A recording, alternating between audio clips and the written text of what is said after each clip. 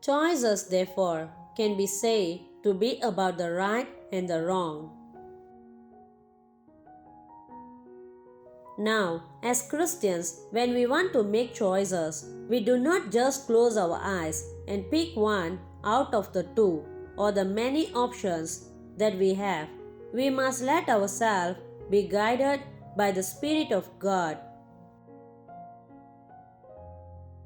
God always knows better than us and knows what is good for us. Most times, when we do not see the danger ahead of us, God sees it and warns us of making the wrong choices.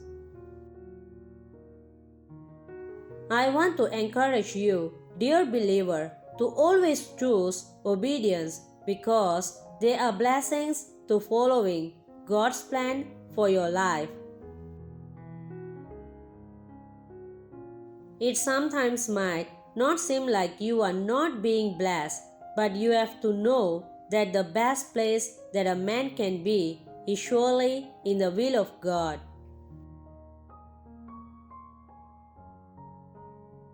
We have examples of people in the Bible who disobeyed God, and it is so easily explained that the path that they went was not a good one and is definitely not to be desired by anyone.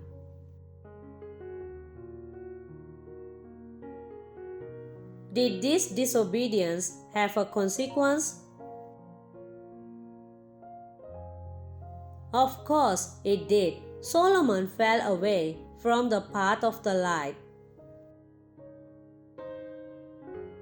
He walked out of God's plan for his life. He would later write in the book of Ecclesiastes that the world and all that is in it is only but vanity. He must have had a rethink, but the damage had already been done. He must have already misled many, since he was a man of great influence and people would look up to him. How many of us have disobeyed God, and the consequences have been that other people who looked up to us backslided?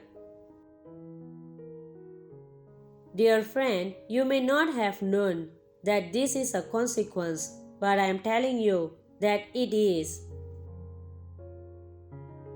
That is why you must choose to obey God despite all of the odds.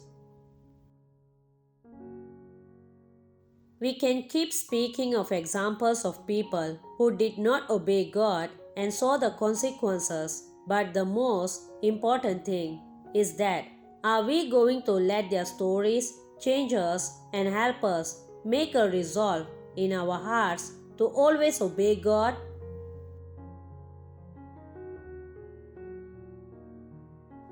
Disobedience, no matter how little it is, has dire consequences. This is not scare you, dear friend, but it is simply to let you know that you can choose obedience in the place of disobedience. You can have your mind at rest because you would not be on the look out for anything to go wrong, since you are in the plan of God for your life. It is therefore important for you to understand that even though there will be other options that seem quite viable, the best place to be is in the will of God, following and obeying God's plan for our life. That something has been said for a long time and has not been implemented does not mean that it should be ignored if that is the will of God. Obedience, therefore, does not expire with time. If we choose to disobey because we feel that God has been saying something for far too long and you have not seen anything about what He said, does not give you the right to disobey. Noah in his days had a crowd of people who thought that because God's word was daring to come to pass, it was in their choice to walk in disobedience and discard what God had said. They chose to do as they saw fit, and each one acted as it was right in his own eyes. Did they get the consequences of their disobedience and not heeding to God's word? They sure did, as they all perished in the flood. This goes to show us that walking in disobedience predisposes us to danger. God had planned to preserve people with the ark, but the disobedience of man rather prevented them and made them perish.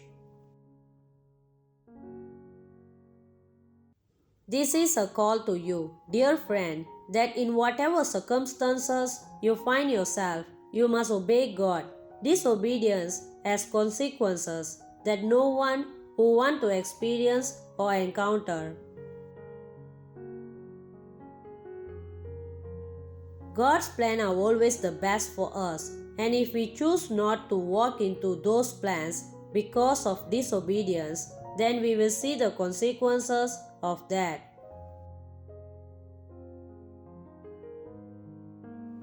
Like David, let us say with confidence, "Your word have I hidden in my heart, that I may not sin against you." Let us put His words before our eyes and in our hearts. Let us have our hearts beat for Him, knowing fully well that His plans for us are the very best, and also that disobedience has consequences that God would not desire for us to walk in.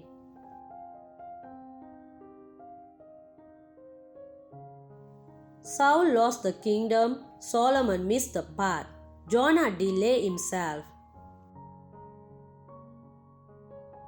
We do not want that to happen to us at all. If we must become the persons that God has destined us to be, then we must be persons of obedience.